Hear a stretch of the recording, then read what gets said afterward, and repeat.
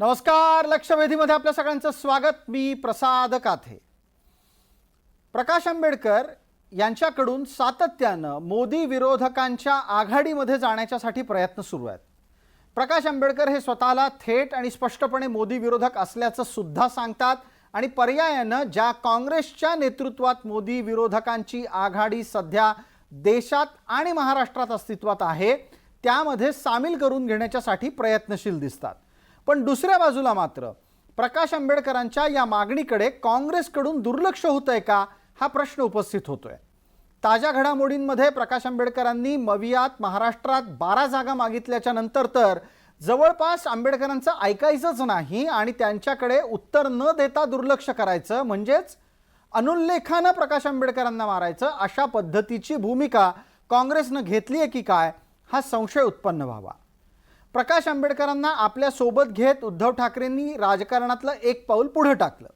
पण ज्या दिवशीपासून प्रकाश आंबेडकरांना उद्धव ठाकरेंनी जवळ केलंय शरद पवारांनी उद्धव ठाकरेंपासून समान अंतर राखल्याचं दिसतंय.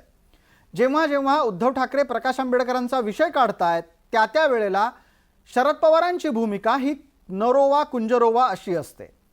आणि ताज्या अपडेटमध्ये ताज्या घडामोडींमध्ये तर शरद पवारांनी आंबेडकरांची सगळी जबाबदारी काँग्रेसच्या खांद्यावर टाकून दिलेली आहे. आंबेडकर आणि पवार यांच्यात सख्य काल नव्हतं, आज नाही, ते उद्या असेल का हा राजकारणातल्या निरीक्षकांच्या साठीचा चर्चेचा विषय असला तरी पण सध्या तरी आंबेडकर मवियात नकोसे झालेले दिसत आहेत. आणि या निमित्तानं सातत्यानं आंबेडकरांच्याकडे दुर्लक्ष होतंय ते ठरवून होतंय का हा मुद्दा चर्चेला आणणं गरजेचं आहे. इतकी सगळी चर्चा ही आंबेडकरांबद्दल का व्हावी असा प्रश्न एखाद्याला पडू शकतो. ना आंबेडकरांचा खासदार आहे ना त्यांचे आमदार आहेत. पण आपल्याला लक्षात घ्यायला हवं की या आधीच्या निवडणुकांमध्ये आंबेडकरांना मिळालेली मतं ही लक्षवेधी आहेत. आणि म्हणूनच लक्षवेधीत आपण प्रश्न उपस्थित करतोय की आंबेडकरांकडे ठरवून दुर्लक्ष होतंय का. या चर्चेला सुरुवात करण्यापूर्वी आपल्याकडे एक संजय राऊतांची प्रतिक्रिया आहे. संजय राऊत हे दररोज सकाळी 10च्या सुमारास पत्रकार परिषद घेण्याचा विश्वविक्रम प्रस्थापित करते झालेले आहेत. त्यांनी नव्या विश्वविक्रमी पत्रकार परिषदेमध्ये आंबेडकर आपल्या सोबत असल्याचा दावा केला. ऐकूयात संजय राऊत काय म्हणाले, त्यानंतर आपल्या सोबत असलेल्या चर्चेतल्या मान्यवरांची मी ओळख करून देईन. प्रकाश आंबेडकर आणि उद्धव ठाकरे यांचा संवाद आहे. प्रकाश आंबेडकर आणि माननीय शरद पवार यांचाही संवाद आहे. महाविकास आघाडीमध्ये त्यांना स्थान राहावं यासाठी आमच्या चर्चा सुरू आहेत. इंडिया आघाडी हा पुढला विषय आहे. आम्ही महाराष्ट्राचा विचार करतो आहोत. महाराष्ट्रामध्ये 48 पैकी किमान 40 जागा आम्ही जिंकाव्यात ही प्रकाश आंबेडकरांची भूमिका आहे, ही शरद पवार यांची भूमिका आहे, ही उद्धव ठाकरे यांची भूमिका आहे, ही राहुल गांधी यांची भूमिका आहे. राजकारणामध्ये शरद पवारांची भूमिका पुढे नेणारे म्हणून संजय राऊत सगळ्यांना परिचित आहेत.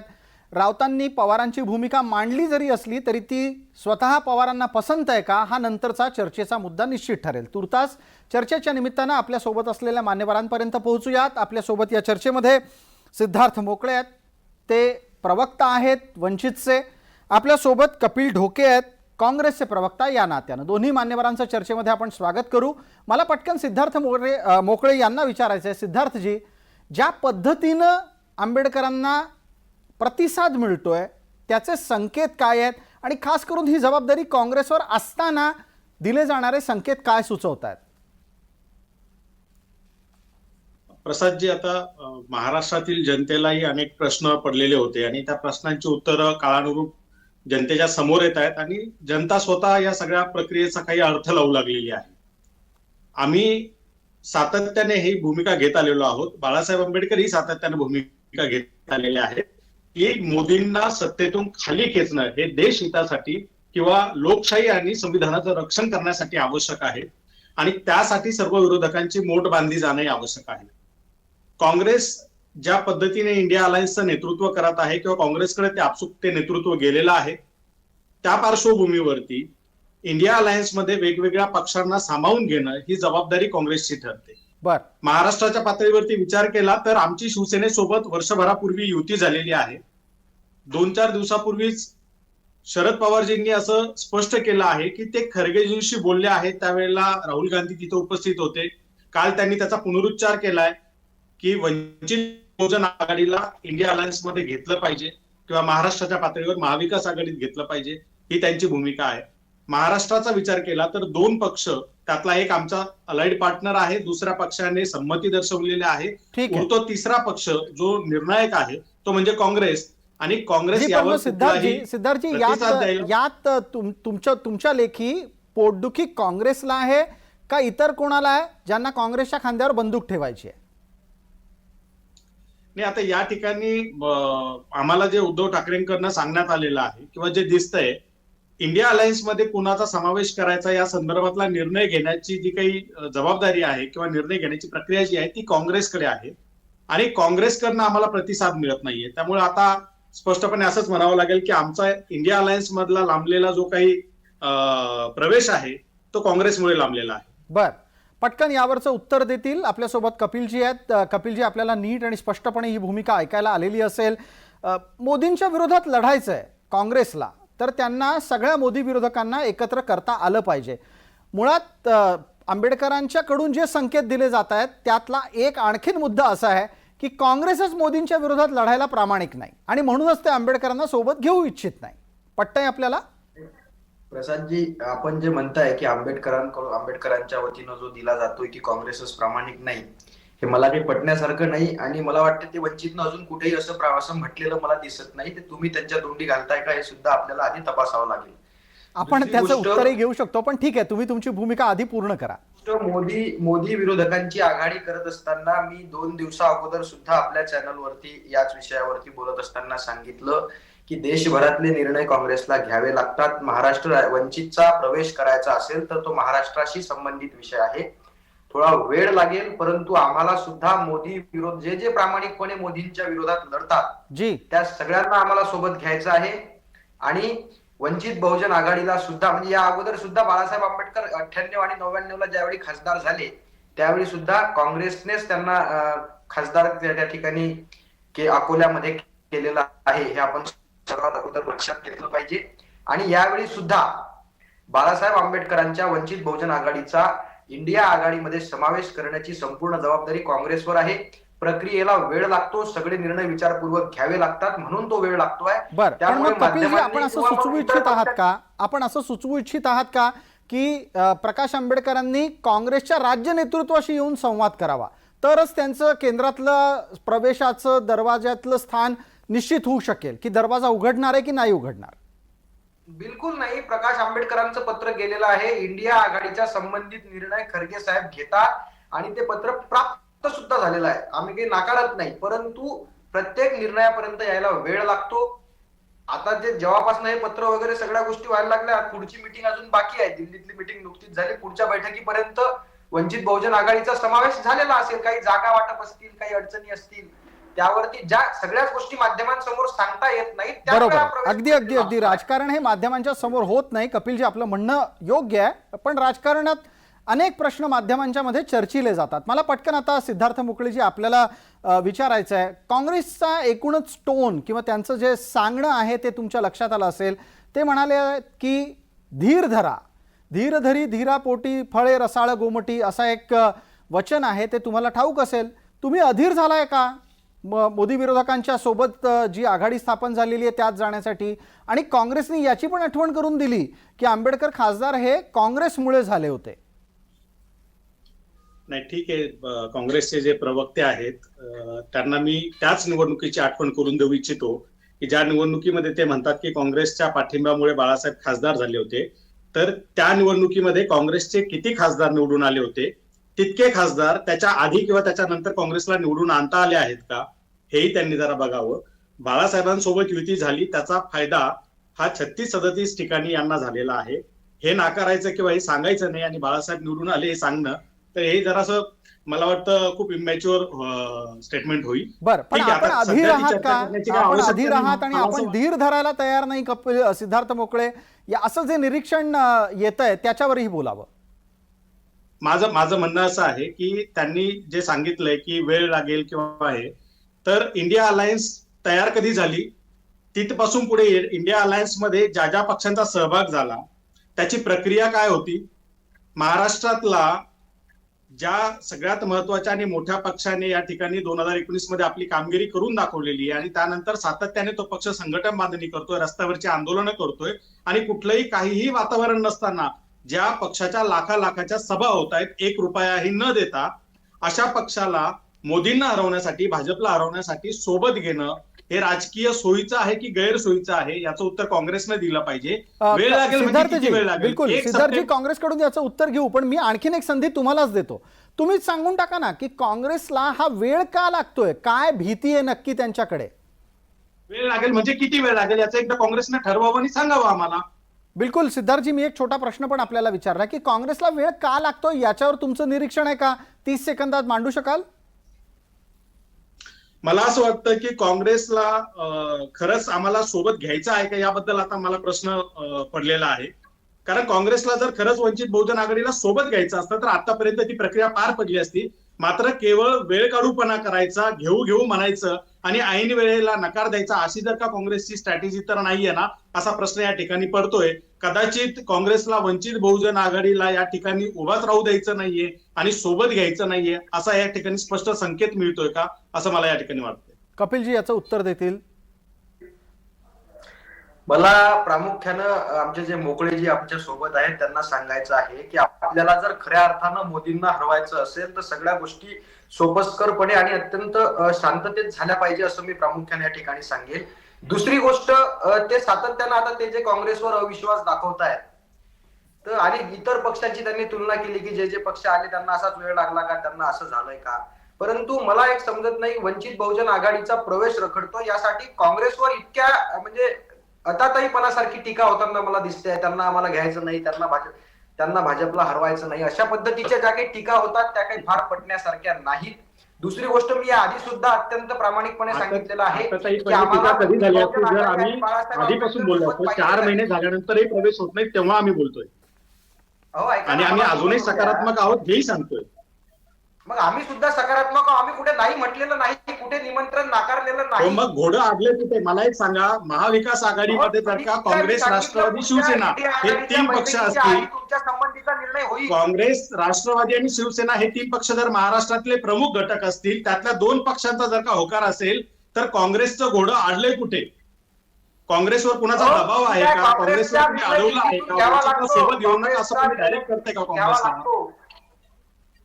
मला अजूनही प्रामुख्याने सांगायचं आहे की आम्ही तुम्हाला घेण्यासाठी सकारात्मक आहोत, परंतु तुम्ही जे काही काँग्रेसला सातत्यानं बदनाम करताय, नको त्या म्हणजे ज्या पूर्ण होऊ शकत नाही अशा पद्धतीच्या अटी टाकताय, ह्या सुद्धा आपण कुठेतरी कुठली अट आहे? समजलं पाहिजे जरा ना. सांगाल का वंचित मला? बहुजन आघाडीला जर आमच्या मला सोबत जरा घ्यायचं सांगाल का अशी असेल, कुठली तर अट आहे? पूर्ण होणारच नाही अशा पद्धतीच्या अटी टाकून आपण काय साध्य अशी करणार? अशी कुठली अट काँग्रेसला काँग्रेसला बदनाम घातली करून जरा सांगाल का? भाजपला ही चुकीचे आरोप करण्यापेक्षा मला जरा सांगाल का? कुठली अट घातली आम्ही आतापर्यंत? 12 जागांचा फॉर्म्युला तुम्ही सोशल आता ऐका, 12 जागांचा ऐका. ऐका, उत्तर द्या. ऐका ना. मोदीला हरवायचं आहे की ऐका, 12 जागांचा मुद्दा आहे का? आतापर्यंत आम्हाला सांगितलं जात होतं की तुमचा प्रस्ताव आला पाहिजे. तुमचे प्रदेश अध्यक्ष नाना पटोले म्हणत होते की वंचितकडनं प्रस्ताव आला पाहिजे. प्रस्ताव आला पाहिजे म्हणजे काय झालं पाहिजे? आतापर्यंत तुम्ही ऐकणार आहात का माझं? तुम्हाला ऐकायचं आहे का? उत्तर ऐकायचं आहे की फक्त बोलायचं आहे? मग मला बोलू द्या, तुम्ही मदत कशाला बोलता? मला पूर्ण करू द्या ना.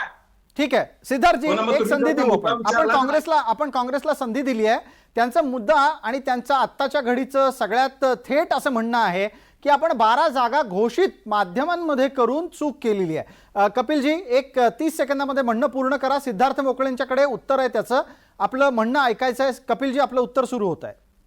100% मला हे सांगायचं आहे की काँग्रेसने अत्यंत प्रामाणिकपणे सांगितलेलं आहे की आम्ही तुम्हाला सोबत घेण्यासाठी तयार आहोत. त्यांच्या संविधान सन्मान सभेसाठी प्रांताध्यक्ष नाना पटोले त्या ठिकाणी जाऊन आले. कुठेतरी सुरुवात करावी लागते, नांदी करावी लागते. ती नांदी करण्याचं काम काँग्रेसनं केलेलं आहे. परंतु त्याही पलीकडे अताताईपणा करत काँग्रेसच आम्हाला घेत नाही, काँग्रेसला भाजपला हरवायचं नाही, त्याही पलीकडे 12 जागा मागायच्या, हा अताताईपणा काही योग्य नाही.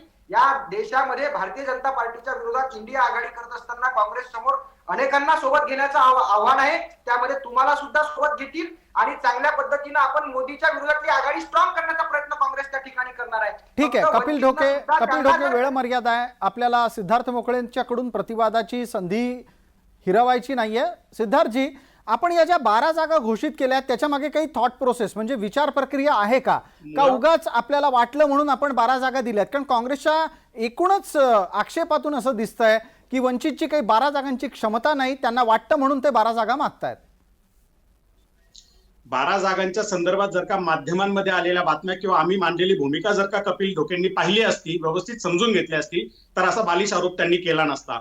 मुळात राज्य कार्यकारिणीची बैठक झाल्यावरती आम्ही 12-12-12 हा जो फॉर्म्युला आणला त्यातली भूमिका ही होती की 4 पक्ष जर एकत्र येत असतील आणि त्यांच्या जागा वाटपावरून वाद होणार असेल आणि तो विकोपाला जाऊन जर का युती तुटेपर्यंत जाणार असेल, जो त्याची एक झलक आपल्याला संजय राऊत आणि संजय निरुपम यांच्या 2-3 दिवस चाललेल्या वाक युद्धातून दिसलं. संजय राऊतांनी 23 जागा क्लेम केला, त्यावर यांच्याकडे उमेदवार आहे का असं संजय निरुपम म्हणाले काँग्रेसचे. आणि ते 3 दिवस मीडियातलं भांडण बघितल्यानंतर आम्ही त्या ठिकाणी भूमिका घेतली की जर 4ही पक्ष एकत्र आले, 2 पक्ष फुटलेले, त्यांची ताकद इंटॅक्ट राहिलेली नाही, एका पक्षाचा एकच खासदार निवडून आला होता जो दिवंगत झालेला आहे, आम्ही आहोत चौथे ज्याची आमची सातत्याने ताकद वाढत गेलेली आहे. आता 4 पक्ष एकत्र आले तर कॉन्फ्लिक्ट होऊ नये म्हणून जर 12-12 जागा समसमान वाटून घेतल्या तर आपल्यात वाद होणार नाही आणि एक चांगला फॉर्म्युला राहील, तिथून पुढे जाता येईल. हा प्रस्ताव आम्ही ठेवला. प्रस्ताव, ती मागणी नव्हती, त्या जाहीर केल्या नव्हत्या.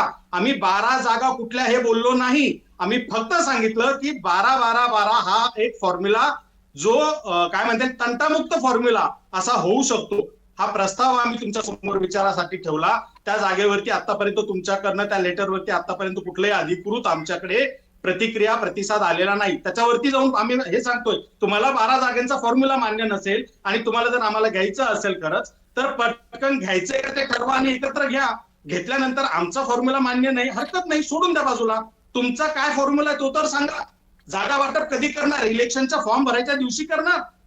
बिलकुल. सिद्धार्थ मोकळे वेळेची मर्यादा आहे. सिद्धार्थ मोकळे वेळेची मर्यादा आहे. आपण 12 जागांच्या संदर्भातलं उत्तर दिलेलं आहे. मला खरं तर काँग्रेसला एक प्रश्न या निमित्तानं विचारायचा आहे की प्राप्त स्थितीमध्ये वंचित सांगू इच्छिते आहे की त्यांनी एक त्यांचा 12 जागांचा फॉर्म्युला दिला. मला कपिलजी मनापासून आणि खरं उत्तर द्या, काँग्रेसला महाराष्ट्रात नक्की किती जागा लढायच्या आहेत? ना आत्ताच्या घडीला आपल्याकडे खासदार आहे, ना आत्ताच्या घडीला आत्ता आपल्याकडे कोणत्याही प्रकारे सक्षम अशी यंत्रणा आहे असं वरवर पाहता दिसतंय. काँग्रेस हा इंडिया आघाडीचं नेतृत्व करणारा इंडिया आघाडीमधील प्रमुख पक्ष आहे, हे आपण सर्वात अगोदर लक्षात घेतलं पाहिजे. काँग्रेसला सध्या किती जागा लढायच्या आहेत यावरती अजून काही आम्ही शिक्कामोर्तब केलेलं नाही, कारण सर्वांना सोबत घेऊन काँग्रेसला ही निवडणूक लढायची आहे, ही पहिली गोष्ट. दुसरी गोष्ट, निश्चितच मी पुन्हा एकदा सांगतोय की आम्हाला वंचित बहुजन आघाडी आणि ज्यांना ज्यांना मोदीच्या विरोधात लढायचं असेल ते सगळे पक्ष इंडिया आघाडीमध्ये पाहिजे आहे.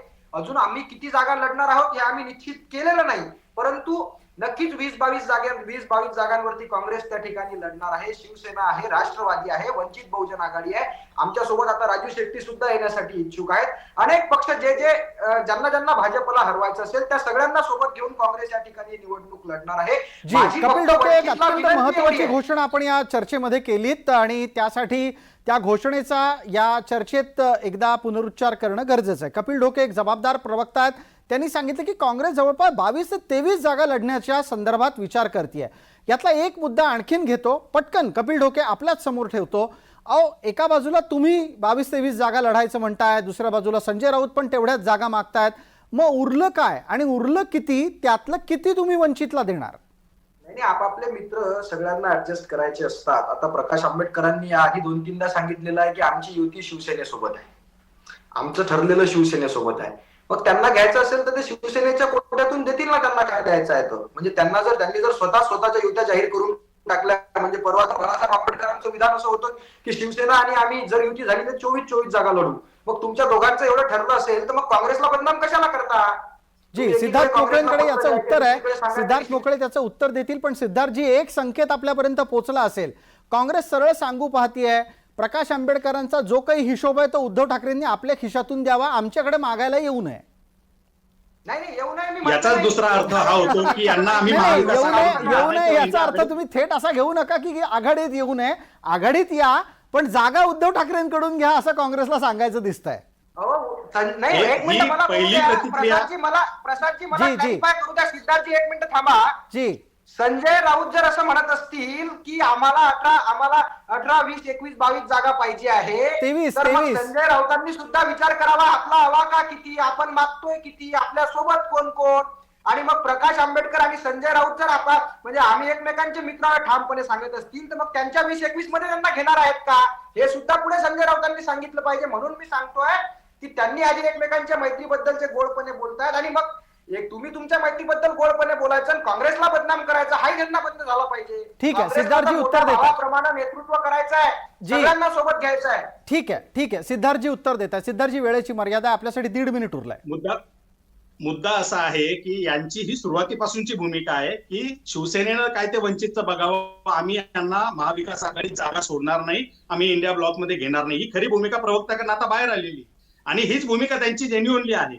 मुद्दा असा आहे की आम्ही म्हणतोय आम्ही यायला तयार आहोत, तुम्ही घ्यायला तयार नाही. तुम्हाला बदनाम करायचा मुद्दा नाही, तुम्ही जो वेळ काढूपणा करता इथं घ्यायचं नाही म्हणून सांगा ना की नाही पाहिजे वंचित, आम्हाला स्पष्ट करा, काही प्रॉब्लेम नाही. आम्ही आमची राजकीय लढाई आमच्या याच्यावरती लढू, पण तुम्हाला जर घ्यायचं असेल तर तो वेळ काढूपणा करू नका. हा आमचा मुद्दा आहे. राहिला मुद्दा जागा वाटपाच्या संदर्भातला, तर शिवसेनेनं किती लढायचं आणि आम्ही किती लढायचं काय या जर तरच्या गोष्टी आहेत. जर उद्या काँग्रेसने किंवा राष्ट्रवादीने शिवसेनेला सोडून दिलं आणि शिवसेना एकटे असेल आणि आम्ही त्यांच्या सोबत असू तर काय करायचंय, त्याच्यावरती केलेला तो विचार होता, त्याच्यावरती दिलेली ती प्रतिक्रिया होती. तो काय आमचा आत्ताचा ठरलेला प्लॅन नाहीये. आता जर का महाविकास आघाडीत येण्यासाठी आम्ही म्हणतोय, आम्ही सातत्याने सांगतोय, तर महाविकास आघाडी किंवा इंडिया ब्लॉकमध्ये आम्हाला घेण्यापासून काँग्रेसला रोखतोय कोण याचा विचार आधी काँग्रेसने केला पाहिजे आणि त्याचं उत्तर जनतेला दिलं पाहिजे. बिलकुल. या चर्चेला वेळेची मर्यादा असल्यानं सिद्धार्थ मोकळे आपल्याला इथेच थांबवतो.